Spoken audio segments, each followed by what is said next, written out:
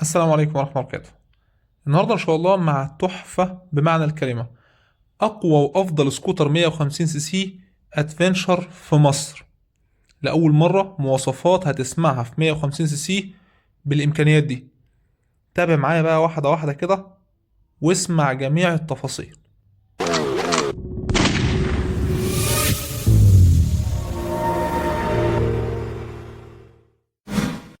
ورجعنا تاني، والأول مرة هتسمعني بتكلم عن السكوتر بالطريقة دي، والأول مرة برضه هتلاقي شركة حوا بتنافس في مجال السكوترات بالطريقة الجامدة أوي دي. أقوى وأفضل سكوتر أدفنشر في الشرق الأوسط، مش في مصر بس، في الفئة ال 150 سي سي اس واي اي 150 سي سي انجكشن.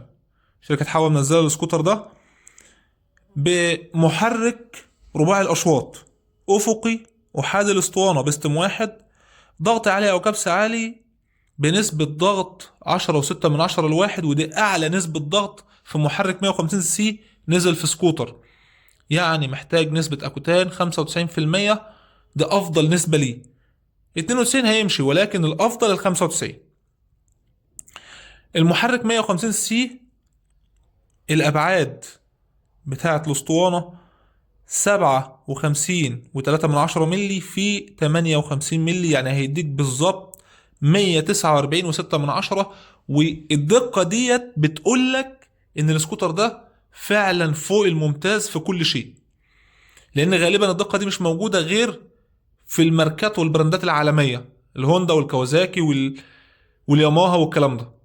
تمام. السكوتر ده جاي بتانك سعته 13 لتر، وجنوط مقاس امامي 14 وخلفي 13. خلفي 13 في 70 في 130 الكاوتش، والامامي 14 في 80 في 110. طبعا السكوتر نازل بنظام كهرباء رهيب، ممكن هتلاقيه في الموتوسيكلات الزانتوس، هتلاقي حتى الإضاءة والكلام ده. ونازل كمان بصمة، يعني تنسى بقى موضوع المفتاح، انت معاك البصمة وتشتغل كل شيء في السكوتر كهربي. فتح التانك، فتح الكرسي، كل شيء عندك كهربائي وزراير، ما بتمسكش مفتاح في ايدك. ودايما بقول لك عشان كده السكوتر ده من يعني مش هتلاقي زيه 150 سي سي او 200 سي سي حاليا في البراندات او في الفئة اللي موجودة حاليا في مصر. طبعا السكوتر ده نازل بأبعاد مناسبة لجميع الفئات. يعني مثلا الطول بتاعه 190 سنتي، العرض 74 سنتي، الارتفاع الكلي عن الأرض متر و24 سنتي، الوزن كامل فارغ 137 كيلو، ارتفاع الكرسي المقعد عن الأرض 79 سنتي، الوزن القائم عليه 140 كيلو، السرعة القصوى بتاعته 95 كيلو. طبعا في 150 سي سي المواصفات ديت فوق الممتاز، هيديك ثبات على الطريق. طبعا شايف الإضاءة والفخامة الجدون. على فكرة انت لو خدت بالك كمان من الفينش بتاع كل قطعة لوحدها، العداد الديجيتال الكامل موضح فيه كل شيء، من أول الفلاشرات والإضاءة والغيارات لغاية معاك عوامة البنزين والأعطال وكل شيء موضحة. تمام. ده غير ان كل مسمار محطوط بدقة واتقان رهيب، تحس فعلا ان انت راكب سكوتر هوندا او ياماها او كawasaki، حاجات من العالية. الاضاءة، البربريز المتحرك 2 مستوى، فرامل طبعا ديسك امامي وخلفي، فحاجة فعلا الاوبشن بتاعها عالي جدا.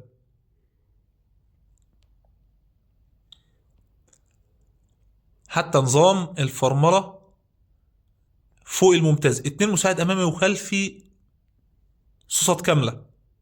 طبعا هو الشكل نفسه مش محتاج ان الواحد يفصل في المسألة، لان طبعا انت لما تيجي تقرا الكتالوج اصلا تبص تلاقي حاجات امكانيات رهيبه، نظام الدواسات، نظام ال الاستخدام والشغل والمشي، القعده المريحه بتاعته، بجد ستايل وامكانيات فوق الممتاز. كمان حجم الكرسي والشلته، القعده المريحه جدا، يستحق ان هو يكون رقم واحد في مصر حاليا بلا خلاف. ولكن المطلوب ان يفضل زي ما هو. السكوتر ده لو فضل زي ما هو كده بامكانياته بشياكته بفخامته دي، فعلا هيبقى رقم واحد وهياكل السوق كله. طبعا السكوتر ده كمان لتر البنزين او 2.6 ل3 لتر بيمشيك 100 كيلو، يعني برضه في نفس الوقت موفر جدا في البنزين.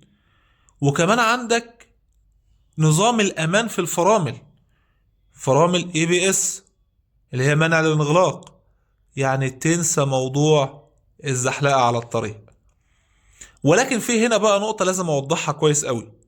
هل ABS دي لازم اكون لازق في اللي قدامي عشان امان؟ لا. في ناس كتير جدا بتغلط في الحتة دي، يقول لك ABS يعني هقف، يعني هقف وقتيا.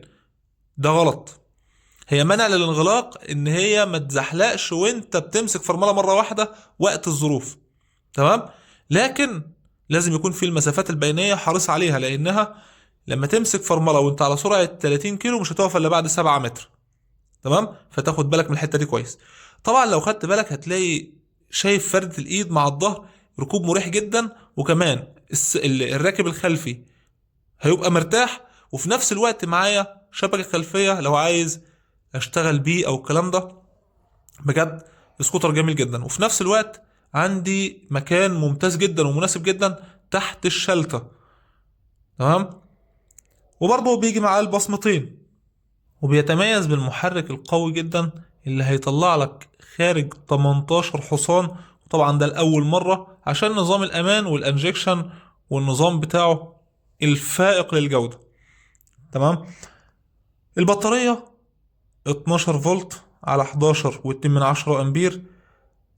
طبعا يعني كل الامكانيات انت نفسك هتقول احنا مش محتاجين مواصفات، هو بس ينزل بامكانياته كده ونشوف السعر باذن الله اول ما يتحدد. ولكن كل يهمنا خدمة ما بعد البيع، اللي هي قطع الغيار والصيانة. دمتم في امان الله، والسلام عليكم ورحمة الله وبركاته.